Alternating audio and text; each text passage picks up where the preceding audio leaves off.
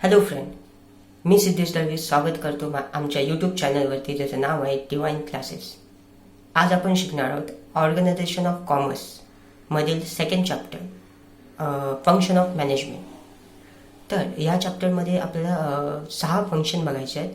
तर हा व्हिडिओ आपण हा चॅप्टर आपण 2 व्हिडिओमध्ये डिवाइड करतो. पहिल्या व्हिडिओमध्ये आपण आजच्या व्हिडिओमध्ये आपण 3 फंक्शन बघणार आहोत आणि पुढच्या व्हिडिओमध्ये लवकरच आपण बाकीचे 3 फंक्शन कव्हर करू. तर फंक्शन ऑफ मॅनेजमेंटमध्ये सर्वात पहिला function planning. Okay, planning is the process of establishing goal and a suitable course of action for achieving those गोल.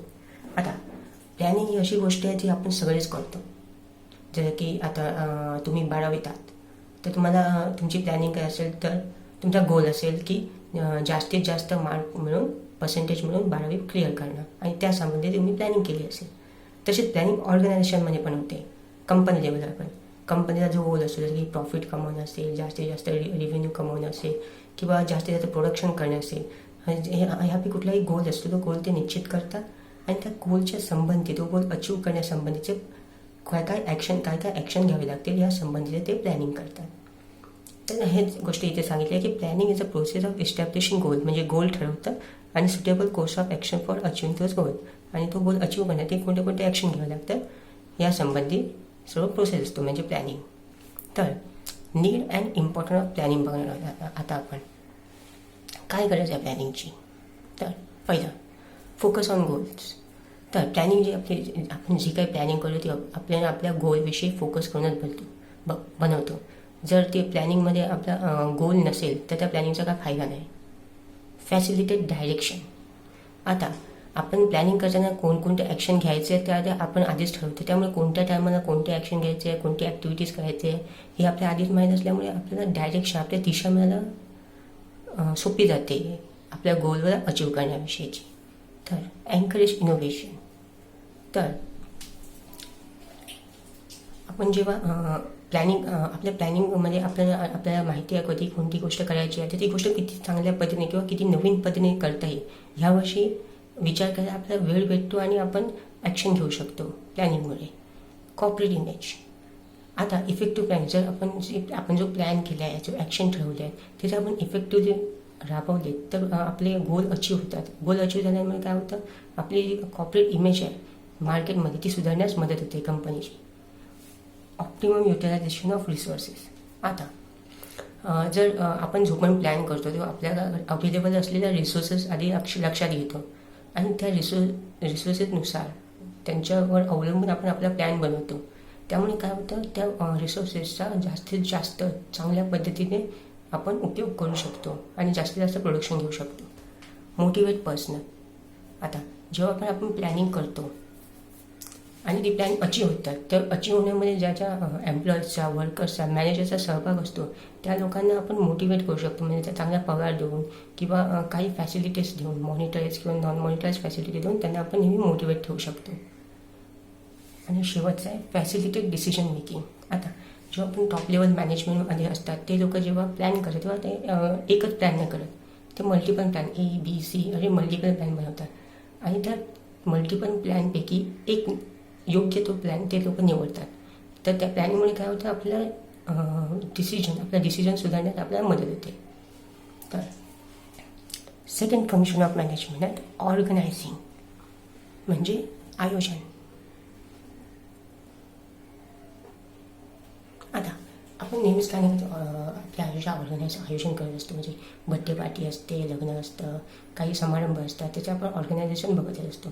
पण जेव्हा ऑर्गनायझरवर कंपनीच्या दृष्टीने बघायला गेलं तर ऑर्गनायझिंग काय असतं की कंपनीमध्ये जे पण काही वर्क होतात, जे काही कामं असतात, जे काही ॲक्टिव्हिटीज असतात, त्यांचं एक प्रकारे ग्रुपिंग करून त्या डिपार्टमेंटला ते ॲक्टिव्हिटीज देणं, आणि डिपार्टमेंटला दिल्यानंतर त्या डिपार्टमेंटचे व्यक्ती, मेन मॅनेजर असो किंवा टीम लिडर असो, ते काम एका योग्य व्यक्तीला त्याच्या क्वालिफिकेशननुसार, त्याच्या कौतीनुसार, त्या एक्सपिरियन्सनुसार ते काम त्या योग्य व्यक्तीला देणं, हे सगळं असतं हे सगळं ऑर्गनायझिंगमध्ये येतं.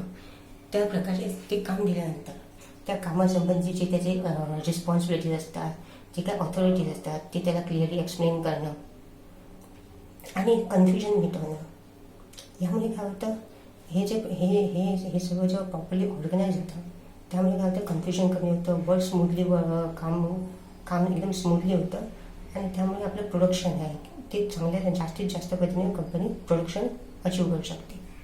आता ऑर्गनायझिंग मिनिंग बघूया. Organising is a concern with grouping and assigning the organisation activity among the different department and workforce. तर की आत्ता आपण बघितलं काय पहिलं ऑर्गनायझिंग काय, तर grouping and assigning the organisation म्हणजे वेगळ्या ज्या ऑर्गनायझेशनमधल्या ॲक्टिव्हिटीज असतात त्यांचं एकत्र करून त्याच्या वेगवेगळ्या डिपार्टमेंटला आणि वर्कफ्लोर्सला जे काही एम्प्लॉईज आहेत त्यांना ते काम असाइन करणं म्हणजे ऑर्गनायझिंग आहे. आता need and importance of organising. काय महत्त्व आहे ऑर्गनायझिंगचं, तर फॅसिलिटेट ॲडमिनिस्ट्रेशन ॲज वेल एज ऑपरेशन. आता समजा आपण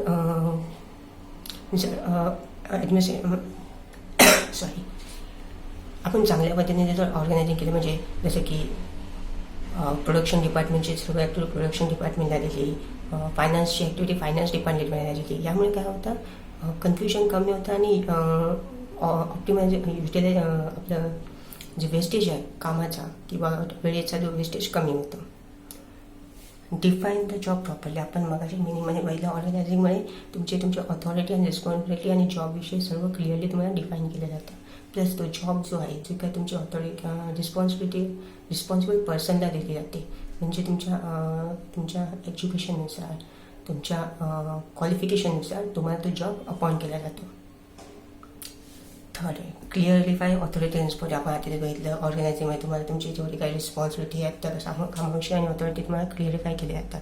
helpful for growth and diversification.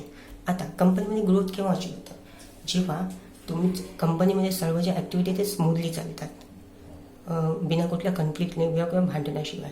आता स्मूथली केव्हा चालू शकतात, जेव्हा तुमच्यामध्ये तुमच्या कामाविषयी क्लिअरिटी असेल, कन्फ्युजन कमी असेल, तेव्हा तुम्ही गोष्टी स्मूथली चालू शकतात. हे अचीव तेव्हाच होऊ शकतात जेव्हा तुम्ही ऑर्गनायझिंग तुमच्या कंपनीचं आयोजन कामाचं नियोजन जे आहे ते योग्य पद्धतीने केलं तरच ते अचीव होऊ शकतं.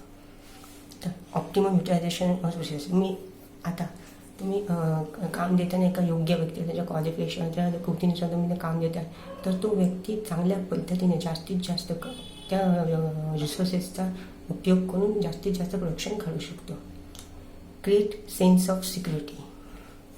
आता जर एम्प्लॉईला त्याच्या कामाविषयी क्लिअरिटी असेल, त्याच्या जॉब ऑथॉरिटी रिस्पॉन्सिबिलिटी पूर्ण माहिती असेल तर एक प्रकारची त्याच्यामध्ये एक भावना सुरक्षितेची भावना तयार होते, एक मेंटल सॅटिस्फॅक्शन असतं आणि त्या जॉबविषयी एक भावना तयार होते की आपला जॉब पुढे जाणार नाही आहे.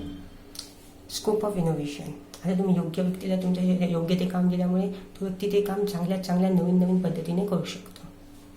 आता तिसरा जो फंक्शन ऑफ मॅनेजमेंट आहे तो आपण आहे स्टाफिंग. आता स्टाफिंग या एका वर्डमध्ये ना 3 गोष्टी येतात. एक म्हणजे पहिले तर नवीन व्यक्तीची निवड करणे म्हणजे अपॉइंटमेंट करणे, इंटरव्ह्यू घेऊन. नंतर त्या नवीन जो व्यक्ती आहे त्याला त्याच्या कामाविषयी पूर्ण ट्रेनिंग देणे, शिक्षण देणे त्या कामाविषयी आणि प्लस त्यानंतर त्याचा पगार आणि त्याचा बढती जी प्रोसेस आहे तो प्रोसेस नेक्स्ट डिव्हिजनमध्ये पाठवण्याचा प्रोसेस जो आहे ते हे 3 प्रोसेस स्टाफिंगमध्ये येतात. जेव्हा स्टाफिंग ही जी प्रोसेस आहे ती तुमची किंवा तुमचा जो ही जी तुमचं स्टाफिंग जर योग्य पद्धतीने काम करत असेल किंवा तुमची पॉलिसी आहे स्टाफिंगची ती जर योग्य असेल तर एम्प्लॉईज जे आहेत त्यांना कामामध्ये सॅटिस्फॅक्शन मिळतं. त्यांना माहिती आहे त्यांना भरती भेटणार आहे, त्यांना चांगला पगार मिळतो आहे. तेव्हा चांगल्या जास्तीत जास्त एफर्ट्स लावून किंवा जास्तीत जास्त इफिशियंटली ते लोक काम करतात आणि नेहमी मोटिवेटेड राहतात. जर स्टाफिंग पॉलिसी ते चांगली असेल आणि स्टाफिंग पॉलिसी खराब असेल तर एम्प्लॉई जास्त वेळ तुमच्या ऑर्गनायझेशनमध्ये काम करत नाही किंवा लवकर सोडून जातो किंवा फ्रस्ट्रेशनमुळे त्यांच्या कामामध्ये काही ना काही चुका होत असतात, तुमची इफिशियन्सी लेवल कमी होते. आता staffing minimum filling and keep filled position in the organisation structure. आता समजा तुमच्या ऑर्गनायझेशनमध्ये 100 कामगारांची गरज आहे तर स्टाफिंगमध्ये काय होतं ते 100 कामगार तुमच्या ऑर्गनायझेशनमध्ये नेहमी असले पाहिजे ह्याची काळजी घेणं. आणि समजा एखादा कामगार सोडून गेला तर त्याऐवजी नवीन कामगार योग्य त्या कामगाराची निवड करून किंवा एम्प्लॉईची निवड करून त्या ठिकाणी ठेवणं हे स्टाफिंगमधलं मिनिंग होतं स्टाफिंगचं. Need and importance of staffing. आता काय करायचं स्टाफिंगचे महत्त्व काय? तर पहिलं, हेल्प टू अचीव ऑब्जेक्टिव्ह. आता ऑब्जेक्टिव्ह काय तर जास्तीत जास्त प्रोडक्शन करणे किंवा जास्तीत जास्त सेल्स करणे, रेव्हेन्यू कमवणे हा ऑर्गनायझेशनचा मेन ऑब्जेक्टिव्ह असतो. आता जेव्हा तुमची स्टॉकिंग पॉलिसी बरोबर असेल तर तुम्ही योग्य व्यक्तीला निवडतात, तो नेहमी मोटिवेटेड असतो. आता मोटिवेटेड एम्प्लॉई असेल तर जास्तीत जास्त एफिशियंटली काम करू शकतो. त्यामुळे तुमच्या ऑर्गनायझेशनचे जे ऑब्जेक्टिव्ह आहेत ते अचीव होतात. जॉब सॅटिस्फॅक्शन, जसं आपण आता मगाशी मिनिंगमध्ये बघितलं की जेव्हा तुमची स्टाफिंग पॉलिसी चांगली असते त्यामुळे काय होतं, कसं एम्प्लॉई जो असतो त्याच्या मनामध्ये एक जॉबविषयी सॅटिस्फॅक्शन तयार होतं, तो नेहमी मोटिवेट राहतो. टीमवर्क, आता तुमची जी स्टाफिंग पॉलिसी आहे त्याची जेवढी स्टाफिंग पॉलिसीमध्ये कन्फ्युजन कमी होतं. कन्फ्युजन कमी होण्याने कंप्लीट कमी होतात, भांडणं कमी होतात, त्यामुळे टीमवर्क ऑर्गनायझेशनमध्ये राहतं. हेल्प टू फेस कॉम्पिटिशन, आता तुमच्याकडे मोटिवेटेड आणि स्किल एम्प्लॉई आहेत. आता ते स्किल मोटिवेटेड एम्प्लॉई जास्तीत जास्त इफिशियंटली काम करतात. इफिशियंटली काम केल्याने तुमचं प्रोडक्शन लेवल जे आहे ते नेहमी वाढतं आणि त्यामुळे काय होतं, ह्या गोष्टी तुम्हाला मार्केटमध्ये कॉम्पिटिशन फेस करायला हेल्प करतात. आता एनहान्स कॉर्पोरेट इमेज, आता तुम्ही कॉम्पिटिशन फेस करत आहात, प्लस तुमचे एम्प्लॉईज चांगल्या पद्धतीने काम करत आहेत, मोटिवेटेड आहेत, सॅटिस्फाय आहे, प्लस तुमचं प्रोडक्शन पण हाय आहे. त्यामुळे तुमचं काय होतं, कॉर्पोरेट इमेज जी आहे मार्केटमध्ये कंपनीविषयीची ती इमेज सुधारते किंवा इमेज वाढते. इम्प्रूव्ह इफिशियन्सी, आता चांगल्या स्टाफिंग पॉलिसीमुळे योग्य तो एम्प्लॉई तुम्ही अपॉइंट करता, त्याला चांगली ट्रेनिंग देतात, त्याला चांगलं वर्किंग कंडिशन देतात, त्यामुळे तो काय चांगले पूर्ण इफिशियंटली काम करतो. त्यामुळे तुमचं प्रोडक्शन, तुमचं जे इम्प्रूव्ह आहे इफिशियन्सी आहे प्रोडक्शन करण्याची ती वाढत जाते.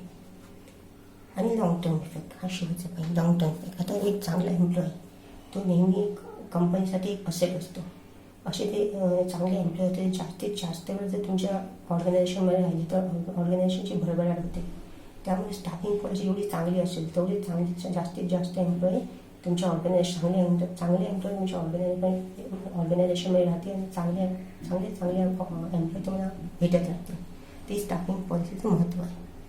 तर ह्या पद्धतीने आपण प्लॅनिंग, ऑर्गनायझिंग आणि स्टाफिंग हे 3 फंक्शन ऑफ मॅनेजमेंट बघितले आहेत.